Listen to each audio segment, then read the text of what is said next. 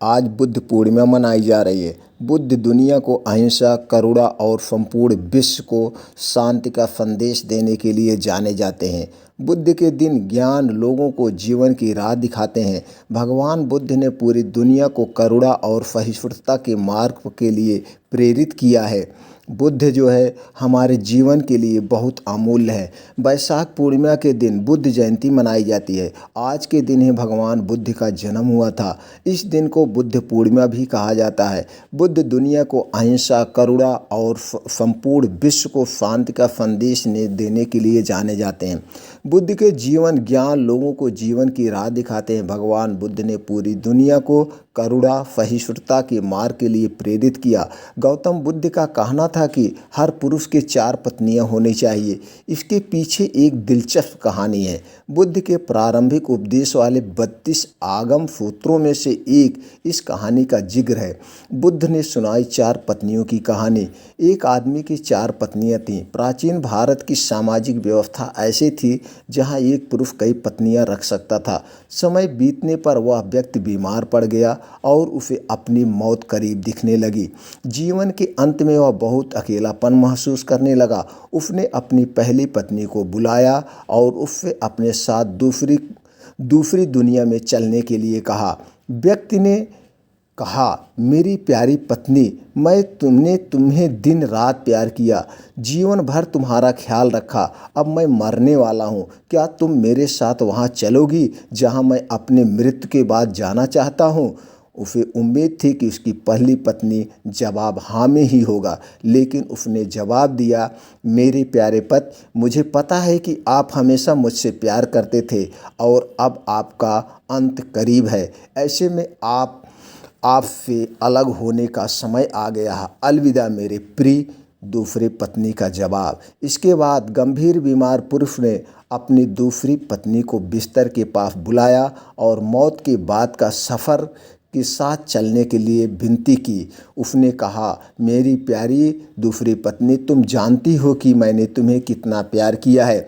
कभी कभी मुझे डर लगता है कि तुम मुझे छोड़ दोगी, लेकिन मैंने तुम्हें दृढ़ता से थामे रखा। मेरी प्रिय, मेरे साथ दूसरे सफ़र पर चलो। दूसरी पत्नी ने जवाब दिया, प्रियपत, आपकी पहली पत्नी ने आपकी मृत्यु के साथ आपका साथ देने से इनकार कर दिया, तो फिर मैं आपके साथ कैसे जा सकती हूँ? आपने मुझे केवल अपने स्वार्थ के लिए प्यार किया है। तीसरी पत्नी का जवाब। मृत्युशैया पर लेटे हुए पुरुष ने अपने तीसरी पत्नी को बुलाया और उससे भी अपने साथ चलने को कहा। तीसरी पत्नी ने आंखों में आंसू भरकर उत्तर दिए, मेरे प्रिय, मुझे आप पर दया आ रही है और आपने दुख हो रहा है, इसलिए मैं अंतिम संस्कार तक आपके साथ रहूंगी। इस तरह तीसरी पत्नी ने भी उनके साथ चलने से इनकार कर दिया। चौथी पत्नी का जवाब। जब तीनों पत्नियों ने उसकी मृत्यु के बाद उनका साथ अनुसरण करने से इनकार कर दिया, तब उसे याद आया कि उसकी एक और पत्नी है, उसकी चौथी पत्नी, जिसकी उसने ज़्यादा परवाह नहीं की थी। चौथी पत्नी के साथ उसने हमेशा एक दासी की तरह व्यवहार किया था और हमेशा उसे दुत्कारा था। पुरुष ने सोचा कि अगर वह आप उससे अंतिम सफ़र तक साथ चलने को कहता है तो वह निश्चित रूप से मना कर देगी।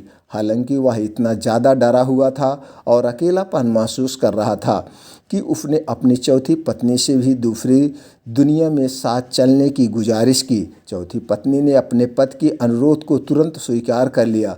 चौथी पत्नी ने जवाब दिया।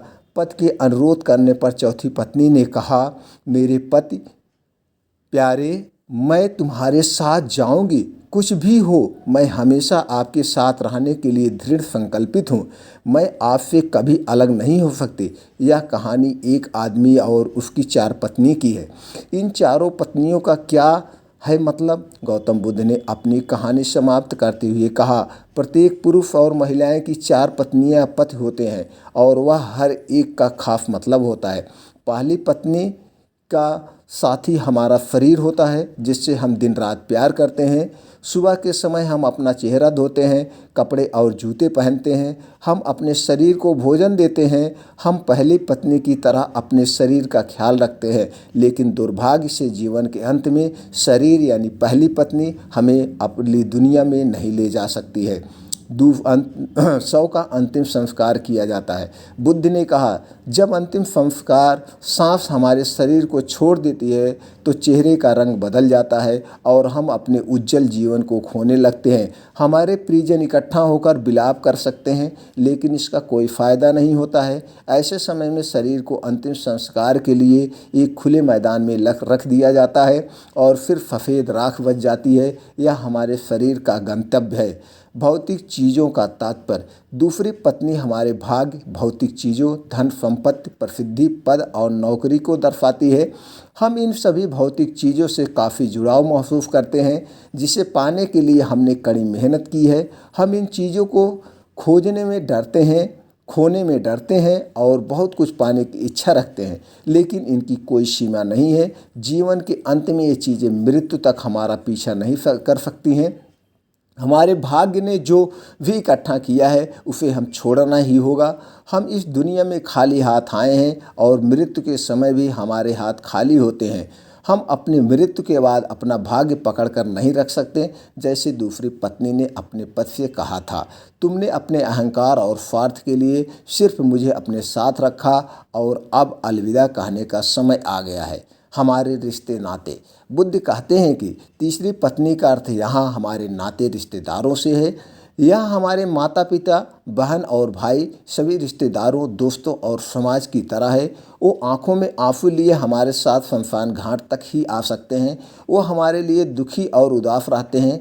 इसलिए हम अपने शरीर, भाग्य, समाज पर निर्भर नहीं रह सकते। हम अकेले आते हैं और अकेले ही इस दुनिया से जाते हैं। मृत्यु के बाद कोई हमारा साथ नहीं दे सकता है। चौथी पत्नी का क्या मतलब? बुद्ध ने कहा, चौथी पत्नी हमारा मन या चेतना है। जब हम गहराई से यह पहचान जाते हैं कि हमारा मन क्रोध, लालच और असंतोष से भरा हुआ है तो हम अपने जीवन को अच्छे नज़रिए से देख पाते हैं।